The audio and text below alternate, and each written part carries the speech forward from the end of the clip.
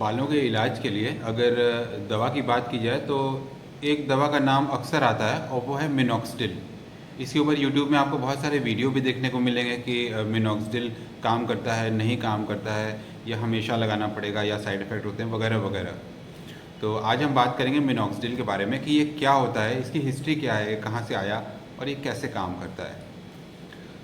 कोई 1950 में अमेरिका में एक कंपनी जो कि अब फाइज़र के नाम से कहलाती है, उसने एक मॉलिक्यूल की खोज की और उसने ये मॉलिक्यूल की खोज की थी पेट के अल्सर ठीक करने के लिए।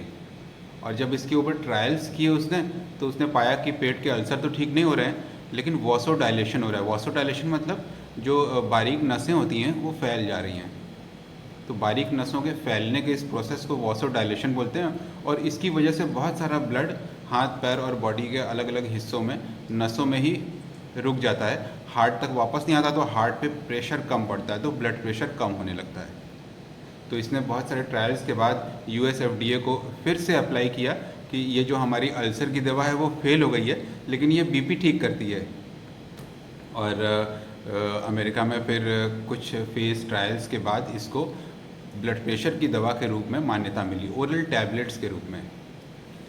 फिर लंबे टाइम तक इसे यूज़ करने के बाद वहाँ पर डॉक्टर्स ने ये पाया कि ब्लड प्रेशर तो कुछ कम ठीक होता है, लेकिन इससे अनवांटेड हेयर ग्रोथ बहुत ज़्यादा होती है। जो लोग बाल्ड हैं, गंजे हैं, उनके सर पे बाल आ जाते हैं, माथे पे, चेहरे पे, गाल पे भी बाल आ जाते हैं।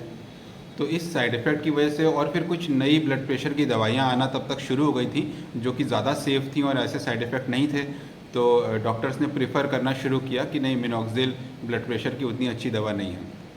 तब एक दूसरी कंपनी ने अल्कोहल बेस्ड सॉल्यूशन मिनॉक्सिडिल का यूज़ करना शुरू किया कि अगर हम इसे स्किन पे लगाएं तो क्या ब्लड प्रेशर में फ़र्क पड़ेगा, क्या बाल आएंगे। और उनके इस ट्रायल में एक अनोखी खोज मिली कि इससे ब्लड प्रेशर कम नहीं होता अगर स्किन पे लगाया जाए तो, लेकिन बाल आते हैं।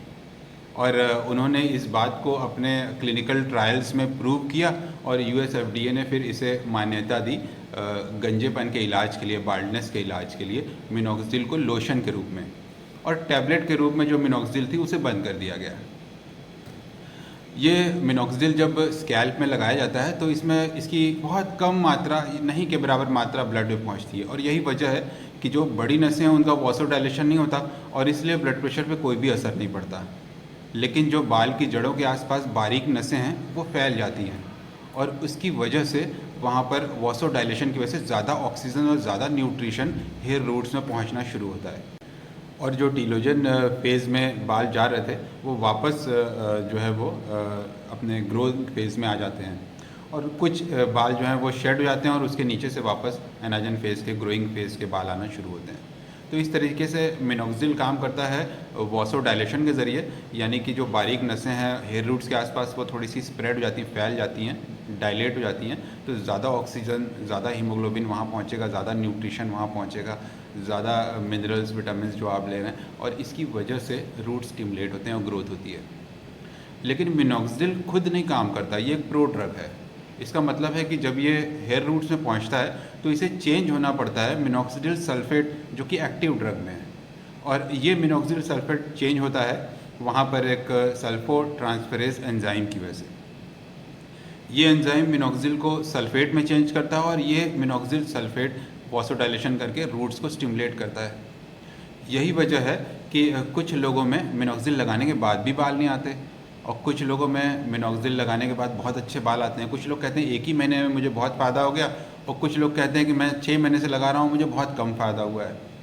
इसकी वजह यह है कि ये जो एंजाइम है ये जीन्स पे डिपेंड करते हैं, और इन जीन्स के एक्सप्रेशन की वजह से जिस व्यक्ति में सल्फोट्रांसफेरेज एंजाइम की मात्रा ज़्यादा होगी उसमें मिनॉक्सिडिल बहुत अच्छा काम करेगा, और जिस व्यक्ति में सल्फोट्रांसफेरेज बहुत कम होगा उस व्यक्ति में मिनॉक्सिडिल लगाने के बावजूद भी ऐसा लगेगा कि बाल नहीं आ रहे हैं।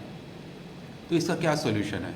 इसका सोल्यूशन ये है कि मिनॉक्सिडिल के अलावा भी हमें पैरेलल दूसरी दवाइयाँ चाहिए जो कि बालों को पूरी तरीके से, हर तरीके से सपोर्ट कर सकें और ग्रोथ को स्टिमुलेट कर सकें। हम अकेले एक ही मैकेनिज्म ऑफ एक्शन पे, एक ही मॉलिक्यूल पे डिपेंडेंट नहीं रह सकते। अगर आप ये कहते हैं कि हम सिर्फ मिनॉक्सिडिल ही लगाएंगे और हमारे बाल अच्छे हो जाएंगे, तो ये सही अप्रोच नहीं होगी। हमें 2-3 तरह के हेयर लोशन सीरम चाहिए जो अलग अलग मैकेनिज्म ऑफ एक्शन से बालों पे असर करें। साथ में हमें मिनॉक्सिडिल भी यूज़ करना है, क्योंकि हमें ये पता करने का तरीका नहीं है कि सल्फोट्रांसफेरेज का जेनेटिक एक्सप्रेशन किसी व्यक्ति में ज़्यादा है या कम है। हम सिर्फ ये मिनॉक्सिडिल यूज़ करने के बाद ही बता सकते हैं।